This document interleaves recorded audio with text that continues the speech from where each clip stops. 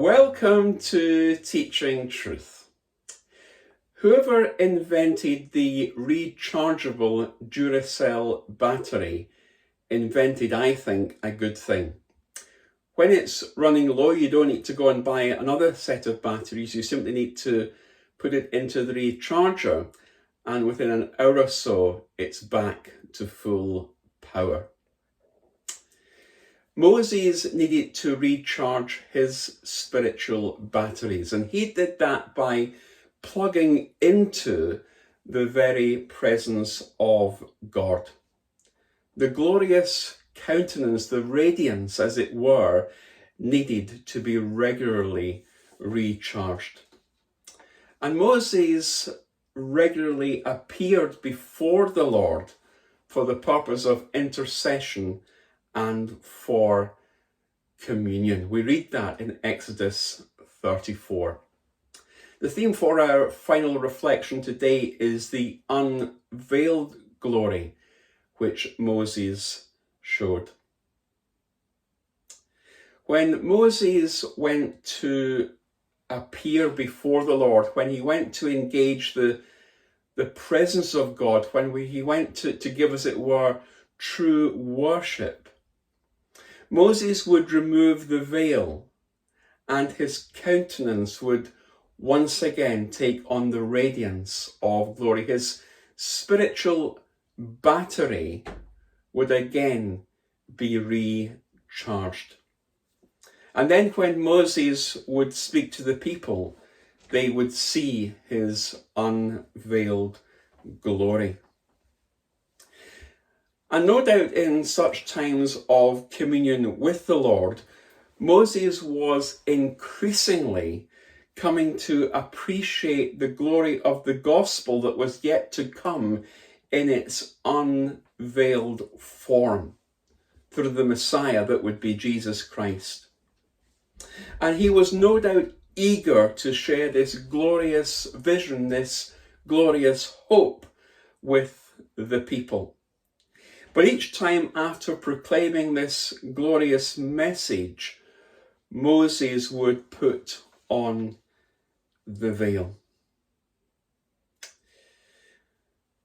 Today, when we turn to the Lord, when we put our faith and our trust and our hope in Him, when we accept the truth of the glorious gospel of Jesus Christ, the veil is taken away.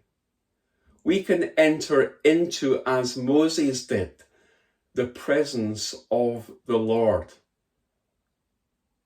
without a veil, as it were, covering our faces. God is the only one who can remove the veil that binds our hearts in unbelief. Seek the Lord, and He will take the veil away. And many people today are content to accept a veiled glory, in a sense, as the best they can hope for. They're content to live with the shadow of the gospel, but not actually to experience it in their lives, to experience the substance of it. In the words of the older worship song, within the veil, I now would come into the holy place to look upon thy face. I see such beauty there, none other can compare. Within the veil, O Lord, I now would come. That, in a sense, would have been the song of Moses as he came beyond the veil, as he came into the holy place to look, as it were, upon the face of the Lord, to appreciate the beauty of the Lord, to appreciate the fact that none could compare with the Lord. He came, as it were, within the veil. Moses simply was the vehicle by which God's glory was revealed to others. And like Moses, we are simply the vehicles by which we share the good news of the gospel with others. We simply reflect the light of the sun, not the physical sun, but the Son of God. We reflect his light in our lives. We reflect his radiance towards others.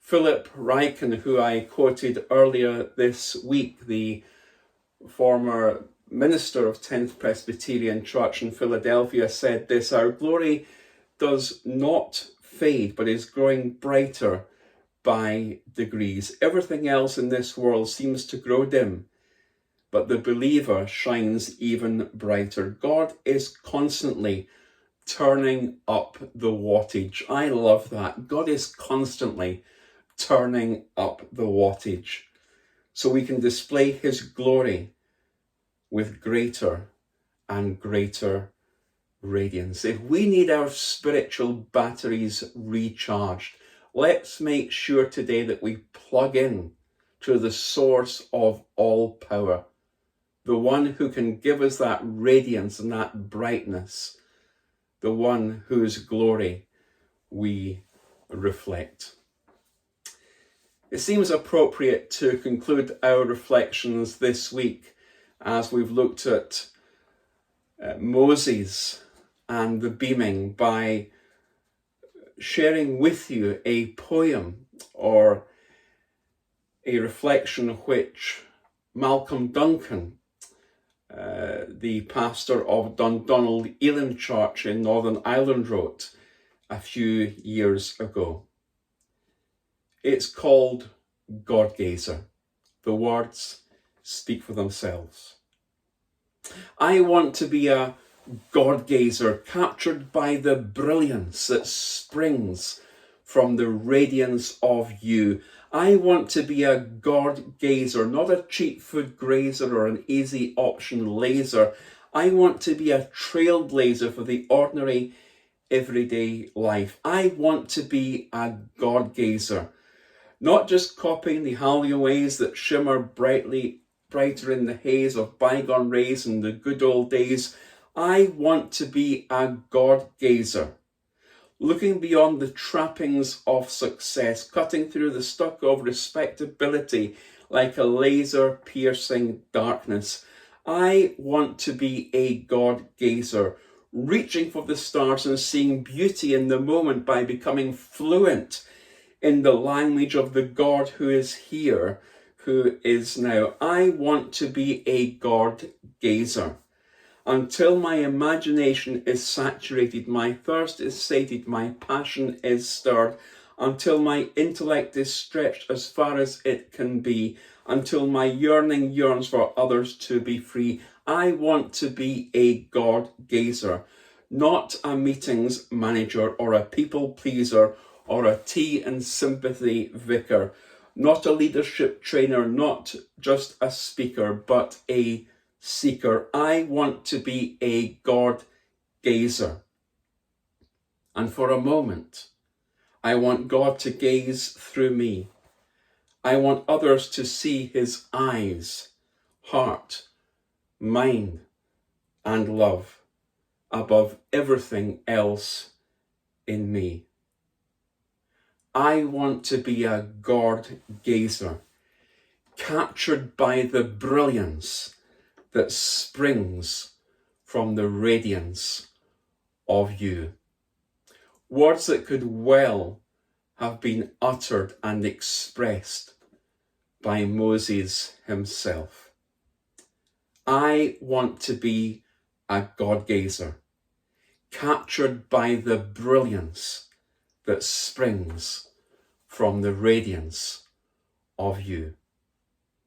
May they be our words too, as we seek to be God gazers, captured by the brilliance of his radiance.